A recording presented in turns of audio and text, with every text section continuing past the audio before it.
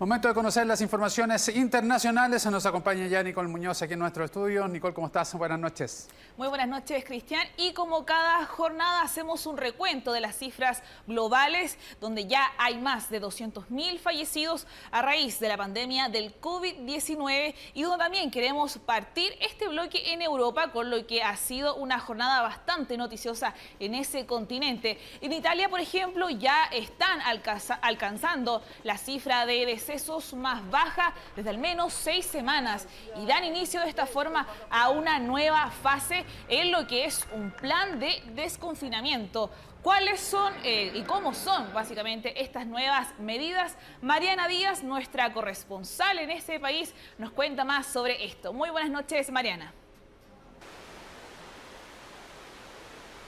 Hola, buenas noches desde Italia. A partir del próximo 4 de mayo, este país comenzará una progresiva desescalada de las medidas restrictivas y de confinamiento ante la crisis del coronavirus. El primer ministro italiano, Giuseppe Conte, anunció esta tarde que seguirán vigentes medidas como la distancia social y el uso de mascarillas y que tendremos que aprender a convivir con este virus. Pero también, a partir del lunes 4 de mayo, Italia comenzará lentamente a salir del lockdown. En tal sentido, reabrirán los sectores de la industria manufacturera y de la construcción, y los ciudadanos de este país podrán visitar a sus familiares, evitando, eso sí, grandes encuentros entre parientes. Se podrá además salir de casa, pero solamente para realizar ejercicio físico, y se reabrirán parques y áreas verdes. El primer ministro italiano anunció también que se podrán realizar funerales, pero con un máximo de 15 personas y ojalá al aire libre. Cafeterías y restaurantes podrán abrir, pero solamente en modalidad para llevar. A partir del 18 de mayo será el turno de apertura de museos, bibliotecas y muestras, y desde junio también podrán abrir las cafeterías, restaurantes, peluquerías y centros estéticos. Eso sí, las escuelas de este país permanecerán cerradas hasta el próximo año escolar, eso es hasta septiembre aquí en Europa. Se estudia además que las mascarillas son un objeto de uso cotidiano. El gobierno fijará un precio máximo de venta y evalúan también una venta libre de IVA. El primer ministro subrayó, eso sí, que hay que evitar aglomeraciones y mantener la distancia social. Por lo tanto, siguen estando prohibidos los desplazamientos dentro de las diferentes regiones de este país.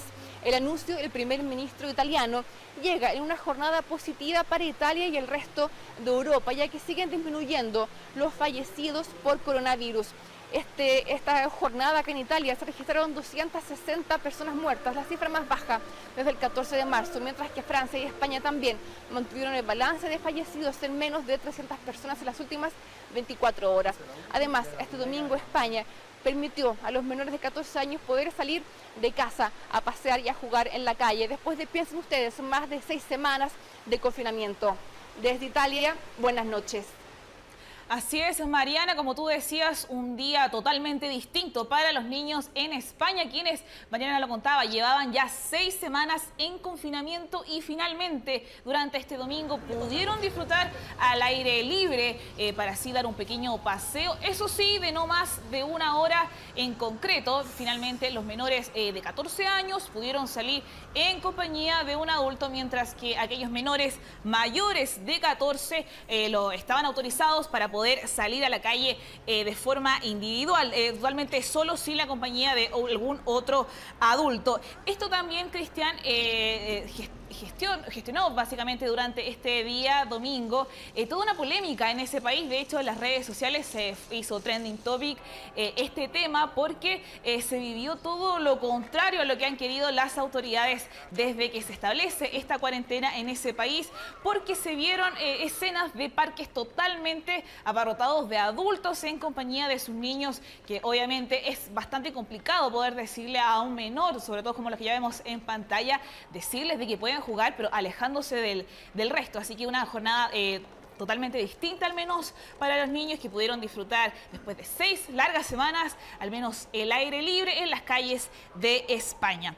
Y también, retomando a lo que indicaba Mariana, también finalmente Italia indicó sobre que va a volver a las clases durante el mes de septiembre, retomando así su año escolar en estas clases presenciales durante ese mes. Esto viene siendo los colegios y las universidades, que aún hasta el día de de hoy están funcionando a través de clases online. Incluso ya se había anunciado anteriormente de que si no se volvía a clases antes del 18 de mayo, todos los alumnos van a pasar de curso automáticamente y de esta forma todo lo que se ha perdido durante el confinamiento va a ser retomado en septiembre, cuando ellos dan inicio a un nuevo año escolar que viene siendo el año 2020-2021. Es parte entonces de las informaciones que teníamos en relación a lo que está pasando en este momento en el continente europeo. También ahora los invito a que pasemos a revisar lo que está pasando en nuestro país vecino, Argentina, donde, como ya lo vemos en pantalla, el presidente Alberto Fernández indicó durante el día de ayer que se extiende la cuarentena en ese país hasta el 10 de mayo. Esto viene siendo básicamente una de las medidas que se ha ido tomando este país argentino, y también ha sido la medida más drástica en toda la región para lo que es detener el avance del coronavirus, y que ha tenido consecuencias económicas en un país que, recordemos, ya va por su cuarto año de recesión. El informe que sigue es de nuestro corresponsal en Buenos Aires, James Gatica. O alguna de estas 5... A más de un mes del inicio de la cuarentena total en Argentina, los efectos de la economía paralizada ya son evidentes. En este restaurante de Buenos Aires se les han ingeniado para sobrevivir a puertas cerradas. La verdad que creer que la cuarentena iba a durar 15 días era absolutamente una ilusión, una utopía. Sabíamos que esto se iba a extender y que el problema no iba a ser mantener al equipo durante marzo, sino que era en el largo plazo. El primer desafío fue implementar la modalidad delivery, ofreciendo hasta frutas y verduras a precios mayoristas, todo sin poder despedir a ningún trabajador, protegidos por la normativa del gobierno para reducir el impacto de la crisis. Entonces armamos un plan con ellos para que se quedaran tranquilos de que al menos iban a estar recibiendo una determinada cantidad de dinero de aquí hasta julio como mínimo. Pero esa no es la realidad que viven todos en épocas de pandemia.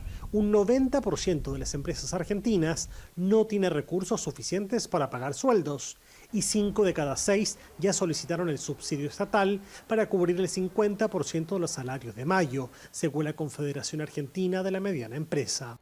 Creo que el gobierno desde un primer momento tuvo como ariete principal la protección de la salud de la ciudadanía, en pos también de proteger la economía a futuro.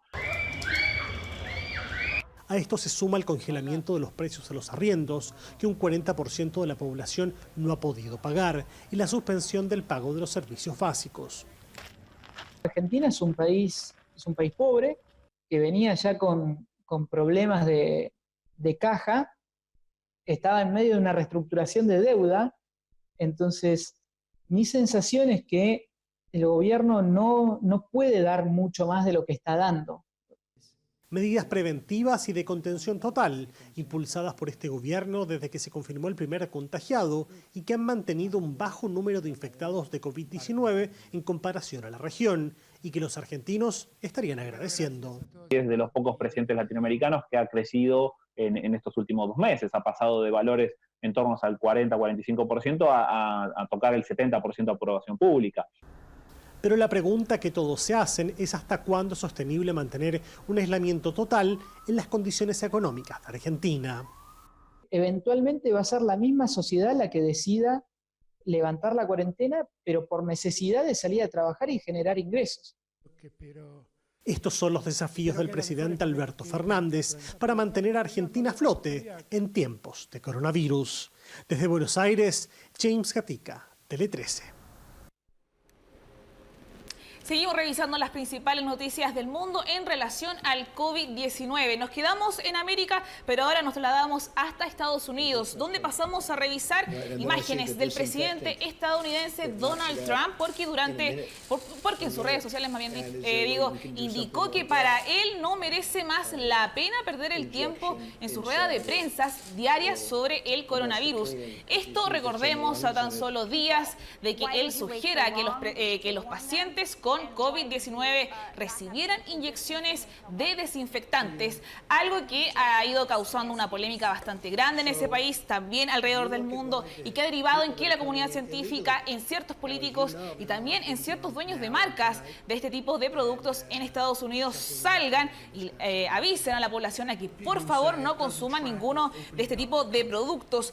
Cristian, de hecho te cuento que el gobierno de Texas informó que al menos 324 personas han solicitado en las últimas horas ayuda por la ingesta de este tipo de producto, que esto también se viene sumando a lo que nosotros ya le habíamos contado al día de ayer, que en el estado de Nueva York también se recibieron este tipo de alertas de intoxicaciones, y esto también viene a confirmar el hecho de que el día de ayer en la noche Donald Trump anunciara que él ya no va a participar de esta rueda de prensa. Viene a confirmar estos rumores que ya se habían establecido durante algún tiempo en la Casa Blanca de que él ya no quería participar en estas ruedas de prensa, ya que se hallaba bastante incómodo en los reporteros, en cómo le hacían las preguntas, cómo él ha ido gestionando esta crisis del coronavirus que se vive en estos momentos en Estados Unidos.